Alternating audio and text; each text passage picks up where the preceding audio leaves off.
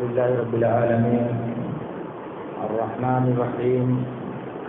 مالك يوم الدين وأشهد أن لا إله إلا الله وحده لا شريك له وأشهد أن محمدا عبده ورسوله أما بعد کل میں نے عرض کیا تھا وہ اعمال جن سے روزہ ٹوٹ جاتا ہے. آج میں آپ سے عرض کروں گا کہ وہ عمل جن سے انسان کا روزہ نہیں ٹوٹتا. ان میں پہلے نمبر پر ہے کوئی آدمی بھول کر کھا لے یا پی لے یا کوئی ایسا کام کر لے جس سے روزہ ٹوٹ جاتا ہے. تو چونکہ بھول کر ایسا عمل کیا ہے اس لیے اس کی وجہ سے اس کا روزہ نہیں ٹوٹے گا. صحیح بخاری کی ایک روایت میں ہے اللہ کے رسول صلی اللہ علیہ وسلم نے ارشاد فرمایا من نسی وهو صائم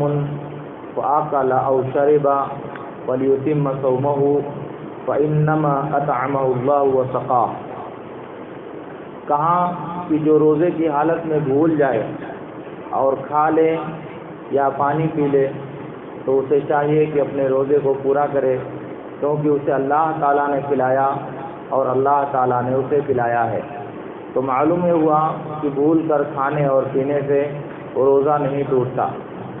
اور اسی طرح سے اگر کوئی آدمی روزے کے دنوں میں روزہ توڑ دیتا ہے یہ سمجھ کر کے کہ اب مغرب کا وقت ہو چکا ہے یا سورج ڈوب چکا ہے، بعد میں پتہ چلتا ہے کہ نہیں ابھی سورج نہیں ڈوبا ہے، یا وہ سحری کھاتا ہے رات میں یہ سمجھ کر کے کہ ابھی فجر کا وقت نہیں ہوا ہے اور رات باقی ہے، بعد میں پتہ چلتا ہے کہ نہیں فجر کا وقت ہو چکا تھا اور اس نے بعد میں بھی سحری کھائی ہے، تو بھی اس کا روزہ باطل نہیں ہوگا، اس کا روزہ صحیح ہو. کیوں؟ اس لیے کہ وہ سمجھ رہا تھا کہ ابھی جو وقت ہے وہ وقت دن کے ختم ہو جانے کا ہے اور اسی لیے اس نے روزہ توڑ دیا. اور سحری جب کھا رہا تھا تو سمجھ رہا تھا کہ ابھی رات باقی ہے اور اسی لیے اس نے سحری کھائی. صحیح بخاری کی ایک روایت میں ہے اللہ کے رسول صلی اللہ علیہ وسلم کے زمانے میں ایک مرتبہ بدلی تھی، لوگوں نے روزہ توڑ دیا، پھر اس کے بعد سورج نکل آیا، روزہ کھولنے کے بعد سورج نکل آیا، اس کے بعد اللہ کے رسول صلی اللہ علیہ وسلم نے انہیں اس دن کا روزہ رکھنے کا حکم نہیں دیا. تو معلوم یہ ہوا کہ اس سے انسان کا روزہ نہیں ٹوٹتا جب وہ یہ سمجھ رہا ہو کہ افطار کا وقت ہو چکا ہے، حالانکہ بعد میں پتہ چلا کہ ایسا نہیں ہوا ہے، اور سحری کا وقت کر رہا ہے وہ اور سمجھ رہا ہے کہ ابھی اذان کا وقت نہیں ہوا ہے، تو ایسی صورت میں اس کا روزہ باطل نہیں ہوگا. اسی طرح سے اگر کوئی آدمی حالت جنابت میں ناپاکی کی حالت میں فجر کے وقت میں داخل ہوتا ہے تب بھی اس کا روزہ باطل نہیں ہوگا، کیونکہ بخاری کی روایت میں ہے کہ اللہ کے نبی صلی اللہ علیہ وسلم جماع اور ہم بستری کی وجہ سے فجر کے وقت میں داخل ہوتے تھے اور اس کے بعد غسل کرتے تھے اور روزہ رکھتے تھے. تو معلوم ہوا کہ ناپاکی کی حالت میں اگر فجر کا وقت آ جائے تب بھی اس کے لیے روزہ رکھنا درست ہے اور اس کی وجہ سے اس کا روزہ باطل نہیں ہوگا.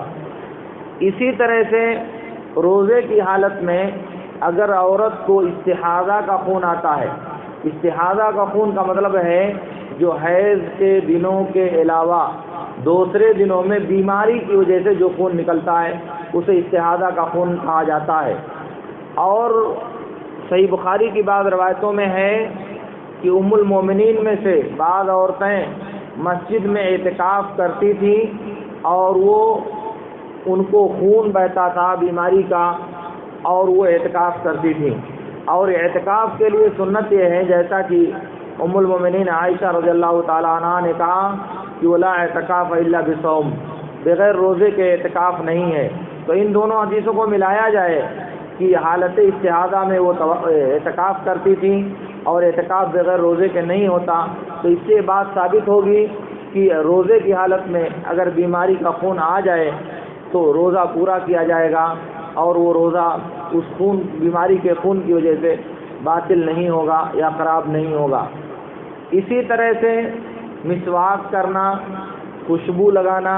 ان چیزوں سے انسان کا روزہ نہیں ٹوٹے گا، کیونکہ ان کے بارے میں جو نصوص وارد ہیں وہ مطلق ہیں کہ انسان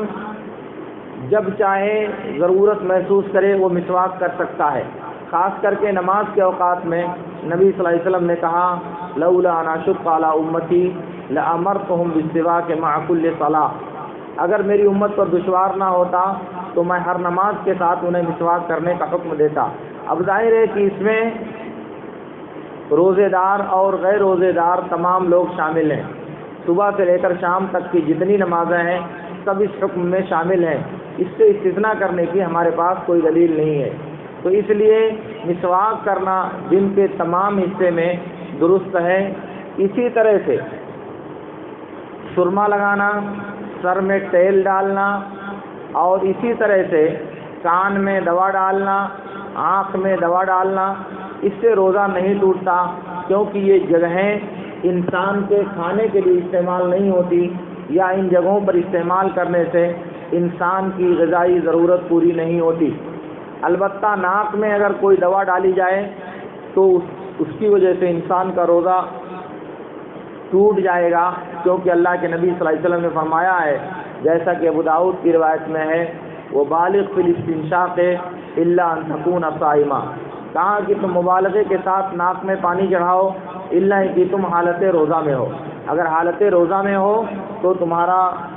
ناک میں زیادہ پانی چڑھانا درست نہیں ہے، تاکہ پانی ناک کے ذریعے حلق میں نہ اترنے پائے۔ تو ناک یہ معدے کا ایک راستہ ہے، اس لیے ناک میں کوئی دوا ڈالیں گے تو اس سے روزہ انسان کا ٹوٹ جائے گا۔ اسی طرح سے اگر انسان انجیکشن لگواتا ہے یا کوئی مرہم لگاتا ہے اور اس سے انسان کی غذائی ضرورت پوری نہیں ہوتی،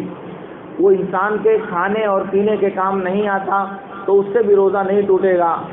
اور اسی طرح سے اگر انسان حالت روزہ میں پچنا لگواتا ہے، پچنا لگانے کا مطلب ہوتا ہے کہ منہ سے یا مشین کے ذریعہ بدن کے کسی بھی حصے سے خون نکالنا،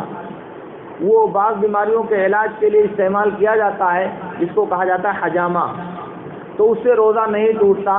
کیونکہ مسند احمد کی بعض روایتوں میں ہے کہ اللہ کے رسول صلی اللہ علیہ وسلم عبداللہ بن جعفر کے پاس سے گزرے، تب وہ حجامہ لگوا رہے تھے، پچنا لگوا رہے تھے، تو اللہ کے رسول صلی اللہ علیہ وسلم نے ان سے کہا کہ ان دونوں کا روزہ ٹوٹ گیا۔ اس کے بعد پھر دوبارہ نبی صلی اللہ علیہ وسلم نے ان کو رخصت دیا پچنا لگانے کے بارے میں، اور کہا کہ حجامہ لگوانے سے انسان کا روزہ نہیں ٹوٹتا۔ تو دونوں باتیں ایک ساتھ ذکر کرنے کا مطلب یہ ہے کہ پہلے آپ نے کہا تھا کہ اس سے روزہ ٹوٹ جاتا ہے، مگر بعد میں پھر نبی صلی اللہ علیہ وسلم نے اس بات کی اجازت دے دی کہ حالت روزہ میں